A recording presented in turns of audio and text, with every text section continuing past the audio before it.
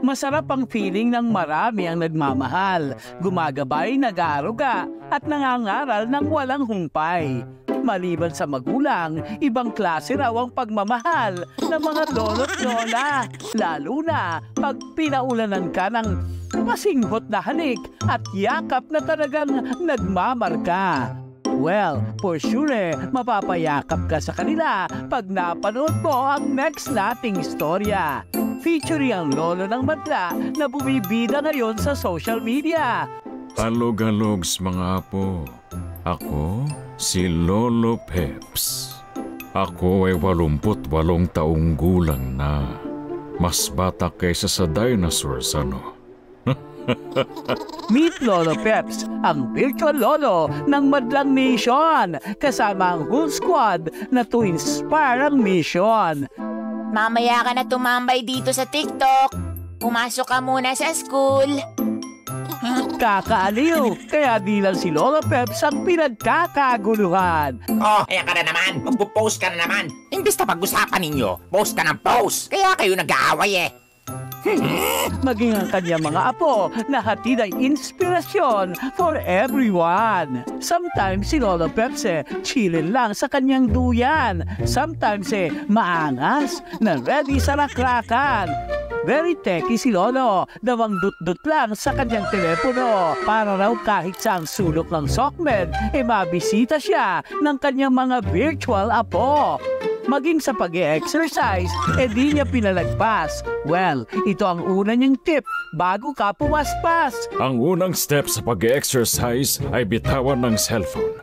Halika na, samahan mo ang lolong mag-exercise. Nagsimula ang misyon ni Lolo Peps noong pandemya. Ito raw kasi ang panahon kung saan maraming tao ang nanghina. Maraming tao noon ang gusto ng sumuko dahil sa pandemya. Mas naging litaw na rin sa internet ang mental health issues ng mga tao. Kaya sinubukan ko lang na mag-post ng mga magagaan at simpleng paalala. Hindi naman ako naghangad na masolusyonan yung problema nila, pero yun bang makabawas man lang sa bigat ng loob nila, mabalik mo kahit saglit yung ngiti sa mukha nila, kontento na ako. Samut-sari ang hinaing, kanya-kanyang sumbong. Si Lolo Peps daw kasi ang sandanan sa tuwing inuulan sila ng konsumisyon. Katulad na lang ni Jed, natutok sa mga video ng virtual lolo. Naalala niya raw kasi rito ang kanyang lolo na yumao. Every time na napapadaan ako sa TikTok, nanonood ako kay Lolo Peps kasi halos yung mga video niya it reminds me of my lolo. Ang bigat sa pakiramdam kasi minsan yung mga payo ng lolo ko dati naalala ko sa mga sinasabi ni Lolo Peps. Dahil sa TikTok na content ni Lolo Peps patuloy akong lumalaban. Kaya't si Lolo Peps may paalala sa mga apong nangungulila. Alam nyo, nasa puso't isip ninyo ang mga alaala nila. At mananatili lang yun kung paulit-ulit niyong pipiliing mabuhay. Mahirap ang magpaalam sa mga taong naging parte ng ating pagkatao, mga taong walang katumbas ang pagmamahal na mula sa kanilang puso. At sa mundong tuso na walang kasiguraduhan ng hangganan, tumahan sa kanilang alaala na mananatili sa puso magpakailanman. Alam kong nahihirapan ka na ngayon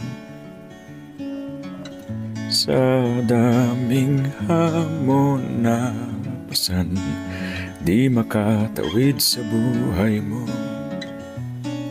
Lagi mong tatandaan, meron kang sinimulan bago pa nariyan mga harang na dumuduro sa'yo, mga dayo sa nararanasan mo. Di nila alam kung gaano karaming ulap ang tutumbas sa luha mo. Ikaw lang ang tanging may karapatan sa manibela mo. Kaya mo, o kaya mo, kaya mo.